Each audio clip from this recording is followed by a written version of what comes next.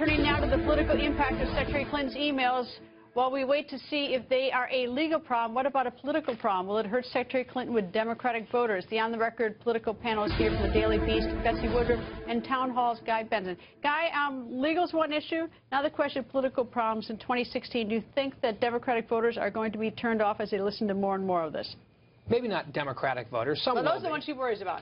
For now, but I think too. She's looking more towards a general election. She's going to be the nominee, barring some sort of unforeseen massive political earthquake. So she has to be concerned about what voters writ large think about all of this. And so far, these scandals, absent all the new developments of the last 4 days, voters have looked at her as an untrustworthy person that they don't view favorably as a politician.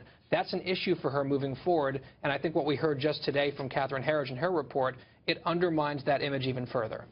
Betsy. I think this is probably giving her campaign flashbacks to this summer at the height of the email scandal when she just bunkered down, went into hiding. Reporters were surrounded by rope lines. It was really bleak for her for a while. And then when Bernie Sanders said the emails aren't a big deal, don't worry about it, things kind of got better. She got more friendly interviews. But look, if this really metastasizes, if the FBI investigation becomes more involved, more of a story, Clinton might be inclined to shy away from being more public, and that hurts her. And, you know, it takes only one email to be a count. You know, that's the problem, you know, to be a crime. If there is, and I don't know that there is, but a classified information, one email, the classified email on her private server, then she's got problems. Well, she has 1,300 classified emails on her private server. That's the number that we know. Which are, look here are the poll results, by the way. 76% say that she's worried about that. That's a high percentage. I mean, she's got all those that at least that's what's sort of, you know, coming out, that they're 1,300, but it makes a big difference whether she knew about it or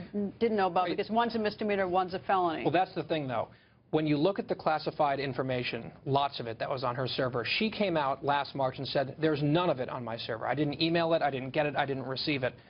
That turned out to be untrue more than 1,000 times over, and some of the messages included were top secret information. And it is her job as Secretary of State. She signed a memo when she first started at the State Department saying, it is my responsibility to recognize top secret information, whether it's marked or not. That was her duty as Secretary of State. You know, Betsy, I just don't think she's explained it. I mean, that's the problem, and the reason why this keeps going on and on, besides the fact that we have drip, drip, drip with the emails every month from the State Department, is I don't have a sense that I understand why she was doing it in the first place. And part of the problem with this reported new probe is that it would go beyond just the question of emails and classification rules. It gets to the very heart of her credibility as a candidate. The argument that perhaps people in foreign governments who donated to the Clinton Foundation got special favors at state. There are examples of this Kingdom of Saudi Arabia getting a $30 billion fighter jet deal after giving $10 million to the Clinton Foundation. This stuff is extraordinary. It stands out. If this probe brings that to the fore, it's a problem. I guess it's hard when she says she's already said it.